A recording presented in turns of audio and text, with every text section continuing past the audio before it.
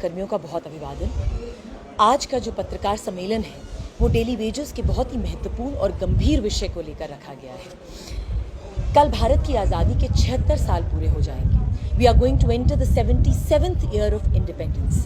मगर आज भी जम्मू एंड कश्मीर में डेली वेजेस का जो दर्द है, उनकी जो पीड़ा है, आज भी उन्हें उससे आज़ादी नहीं मिली है। डेली वेजेस जो है, उनकी जो आवाज़ है एक ही तरह से सरकार के लिए निकलती है। वो कहते हैं वो कत्ल भी करते हैं तो हो जाते हैं गुमनाम, हम आह भी भरते हैं तो कर देते हैं बदनाम। आज मैं आपके समक्ष कुछ 4 ऐसे तथ्य रखना चाहूँगी जो ये दर्शाते हैं कि डेली वेजेस की कहानी जम्मू एंड कश्मीर में कितनी दर्दनाक है। पहला तथ्य, कोई भी सरकार जब डेली वेजेस को एंगेज करती है तो वो उनके ऊपर परोपकार नहीं करती, वो अपनी ज़रूरतों के लिए उनको एंगेज करती है। जम्मू कश्मीर में तकरीबन 60 से 70 हज़ार ऐसे डेली वेजर्स हैं जो आज भी रेगुलराइजेशन के लिए तड़प रहे हैं। डेली वेजर्स की कहानी 1980 में शुरू हुई। SRO 64 1994 में कहीं ना कहीं उनको एक नया रूप मिला। उसके बाद 2001 में डेली वेजर शब्द को हटा के कैजुअल बेस, नीड बेस और सीजनल बेस वर्कर्स रखा गया।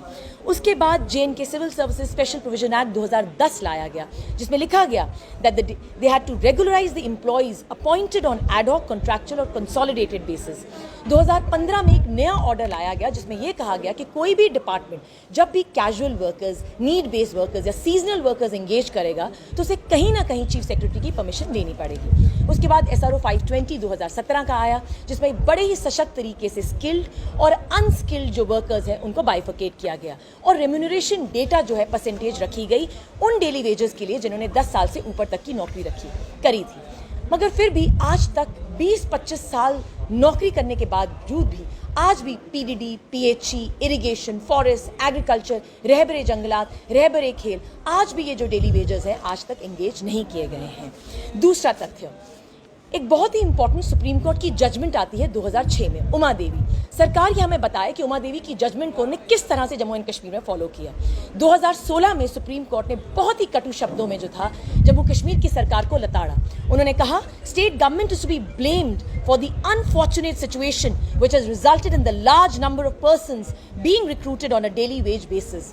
जम्मू एंड कश्मीर की हाई कोर्ट ने अप्रैल 2022 और नवंबर 2022 में अपने ही डेली वेजर्स जो थे उनको रेगुलराइज किया, मगर जम्मू कश्मीर की LG एडमिनिस्ट्रेशन आज तक अपने डेली वेजर्स रेगुलराइज नहीं कर पाई।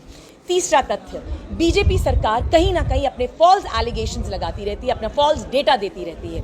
11 नवंबर 2022 को श्यामलाल शर्मा जी की अध्यक्षता में एक कमेटी बनी। इसी कमेटी ने अपनी रिपोर्ट जो थी जनवरी 2023 में सबमिट करी। इस रिपोर्ट में उन्होंने कहा कि 70,000 डेली वेजर्स ऐसे हैं जो कहीं ना कहीं रेगुलराइज होने हैं, मगर इसके बावजूद भी कोई एक्शन नहीं लिया गया। 2017 और 18 में भी एक स्टेटमेंट आई थी कि 60,000 डेली वेजर्स जो है उन्होंने रेगुलाइज करने हैं। 2015 अक्टूबर में भी एक सब कमेटी बनाई गई और कैबिनेट सब कमेटी ने कहा कि डेली वेजर्स को रेगुलराइज किया जाएगा, मगर कोई भी कमेटी ने अपना काम नहीं किया। सेंट्रल गवर्नमेंट ने कहीं ना कहीं जब भी अपने बड़े बड़े लीडर्स और नेता भेजे जम्मू कश्मीर में, किसी ने भी डेली वेजर्स के ऊपर कोई भी बात नहीं कही।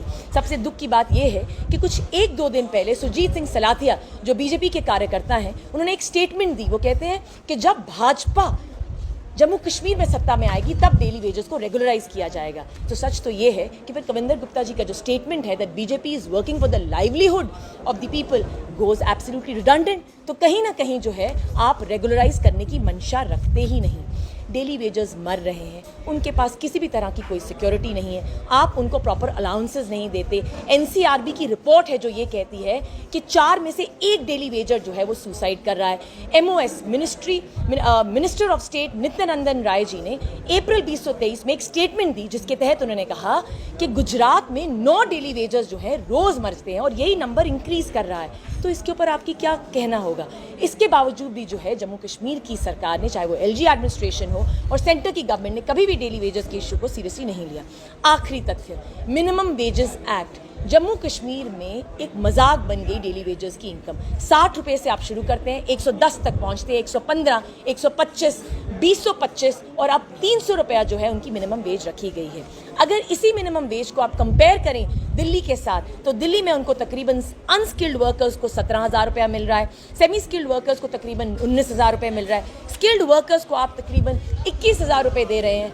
तो आज भाजपा की सरकार हमें ये बताए कि कैसे लाइवलीहुड दिया जाता है सिर्फ 9,000 रुपये में। भारत की उद्देशिका में एक बहुत ही महत्वपूर्ण शब्द है डिग्निटी। डेली वेजेस की डिग्निटी को रोंदा जा रहा है।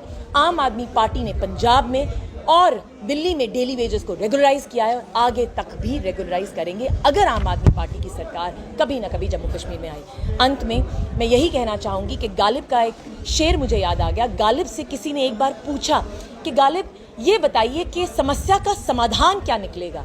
इस पे गालिब ने बहुत ही बेहतरीन शब्दों में कहा, उन्हें कहा, उम्र भर इस जिद में जीते रहे गालिब, उम्र भर इस जिद में जीते रहे गालिब, धूल चेहरे पर थी और हम आईना पोंछते रहे। सच तो ये है कि भाजपा की सेंटर की सरकार और एलजी एडमिनिस्ट्रेशन को अपने मुंह से जो है धूल पहुंचनी चाहिए।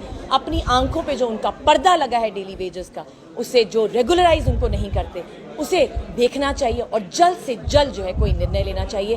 आम आदमी पार्टी जो है डेली वेजेस का मुद्दा उठाती रहेगी जब तक जम्मू कश्मीर में डेली वेजेस रेगुलराइज नहीं किए जाएंगे और जब तक डेली वेजेस को जो उनका बकाया वेतन है वो नहीं दिया जाएगा। आपका बहुत बहुत धन्यवाद। जय हिंद, जय भारत।